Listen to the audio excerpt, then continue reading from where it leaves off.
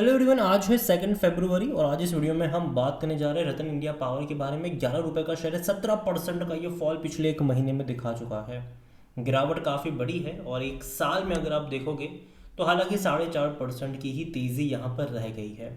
बीच में डबल से भी ज़्यादा रिटर्न इसने बना कर दिया था। शेयर था 8.5 पे, तेज़ी आई थी 20 रुपये से ऊपर क्या था ये। उसके बाद जो गिरावट शुरू हुई है वो लगातार गिरावट है।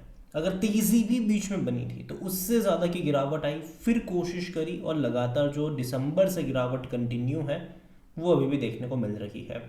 इसके जो रिजल्ट्स हैं क्वार्टरली वो कल आए हैं, बात करेंगे उन नतीजों के बारे में। लेकिन उससे पहले अगर आपने अभी तक चैनल को सब्सक्राइब नहीं किया है तो प्लीज़ अभी इसे सब्सक्राइब कर लीजिए, क्योंकि आगे भी बहुत सारे वीडियोज़ हैं जो आपको काफ़ी ज़्यादा हेल्प करेंगे। तो देखिए 16 रुपये का शेयर और सिर्फ 4.5% की ही तेज़ी रह गई है एक साल में। हालांकि बीच में बेहतरीन तेज़ी थी ज़रूर, और 5 साल में देखो तब अभी भी बेहतरीन तेज़ी है। 470% से भी ज़्यादा की तेज़ी है। और अगर आप ग्राफ देखो तो इस बीच अटेम्प्ट करे हैं तेज़ी गिरावट तेज़ी गिरावट तेज़ी गिरावट, वो हमें देखने को मिले ज़रूर है। और इससे पहले भी अगर आप देखोगे तो एक बड़ी तेज़ी जब भी दिखाई है इसने, मतलब 2 गुना 3 गुना पैसा जब भी इसने बना कर दिया है, ये आधा हुआ है। उसके बाद फिर कोशिश करी, फिर वहाँ से मेजर फॉल आया, एक बड़ी रफ्तार देखने को मिली और अभी अगर आप देखो तो वापस गिरावट देखने को मिल रही है। और बात भी करेंगे उन सारी चीज़ों के बारे में भी। लेकिन अगर वॉल्यूम के बारे में अगर आप देखो तो ऑलमोस्ट ऑलमोस्ट 1.5 करोड़ से के आसपास के शेयर्स यहाँ पर ट्रेड होते नज़र आए थे कल। और कंपनी अगर आप देखोगे तो इसका जो ऑल टाइम हाई था वो 45 रुपये का था। लो 1 रुपये के आसपास बना जरूर था यहाँ पर। 52 वीक्स का अगर आप हाई देखो तो वो 21 रुपये का था। लो 8 रुपये से भी नीचे, तो काफ़ी ज़्यादा वॉलेटाइल रहा है ये पिछले कुछ टाइम में। मार्केट कैप इसका 6,000 करोड़ के आसपास देखने को मिल रहा है। कंपनी के अगर हम वैल्यूएशन के बारे में देखें तो देखो पी रेशो आपको बहुत सस्ता देखने को मिल रहा होगा, लेकिन एक्चुअली में ये एक क्वार्टर में बहुत ज़्यादा प्रॉफिट आ गया था, रेवेन्यू आ गया था, ये उसके चलते हैं। अगर हम उसको काउंट ना करें तो ये नेगेटिव में इसका पी रेशियो है। अगर आप फाइनेंशियल देखें जो कि लास्ट क्वार्टर के जो नंबर थे दिसंबर के, जो कि कल ही आए हैं, नंबर डिसेंट मैं कहूँगा। 824 करोड़ के रेवेन्यू रहे और प्रॉफिटेबल रहे, तकरीबन 4.5 करोड़ का मुनाफा भी इन्होंने कमाया, जो कि पिछले साल के रेवेन्यू के मुकाबले कम है। क्योंकि पिछले साल 888 करोड़ का इनका रेवेन्यू था, तो रेवेन्यू इनके कम हुए हैं। इवन 1,000 करोड़ का रेवेन्यू जून में भी था। मार्च में देखो तो 11,000, अगेन ये वन टाइम वाला था, ठीक है, उसके चलते है। और यही वजह कि उस मार्च क्वार्टर में 10,600 करोड़ से भी ज़्यादा का प्रॉफिट था, और यही वजह थी कि उस टाइम पे 8 रुपये से 20 रुपये पर जाने की वजह भी ये क्वार्टरली रिजल्ट्स। और मैंने कहा था कि डबल होने के बाद आपको गिरावट देखने को मिलेगी, और वो देखने को मिली भी सही यहाँ पर। और अभी अगर आप देखोगे तो ये कंपनी उससे पहले के क्वार्टर में अगर आप देखोगे तो सिर्फ नुकसान ही कर रहे थे, और वो भी छोटे मोटे नहीं, बड़े बड़े नुकसान। 550 करोड़ 600 करोड़ तक के लॉस कर रही थी ये कंपनी। लेकिन पिछले 2-3 क्वार्टर में डिसेंटली परफॉर्मेंस देखने को मिल रहा है।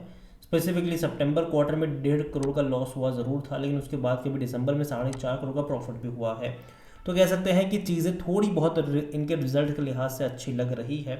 अब देखना यह है कि आगे क्या होगा यहाँ पर। लेकिन जहाँ तक शेयर होल्डिंग के बारे में बात करें, प्रमोटर की होल्डिंग 44.06% की है। म्यूचुअल फंड के पास कुछ भी नहीं है। डोमेस्टिक 6.53% का स्टेक लेकर बैठे जो इंस्टीट्यूशंस यहाँ पर है, उसमें एफ अगर आप देखो भाई साहब 5.02 पे लगातार खरीद रहे हैं ये। सितंबर में 0.48% पे थे।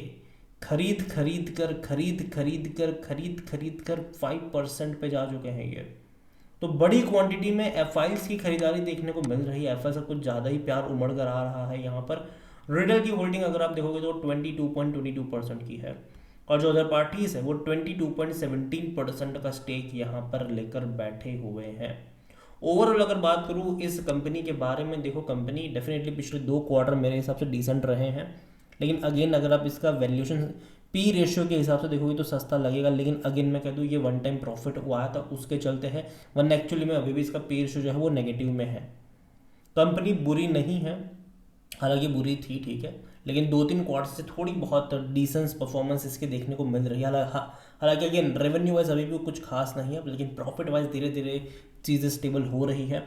अगेन आने वाले 2-3 क्वार्टर और इम्पॉर्टेंट होंगे कि वो कैसे आते हैं, क्योंकि कई बार ऐसा होता है इन छोटी कंपनियों में कि 1-2 क्वार्टर बेटर आ जाता है, लेकिन उसके बाद भाई साहब वापस वही पुराना वाला खेल शुरू हो जाता है।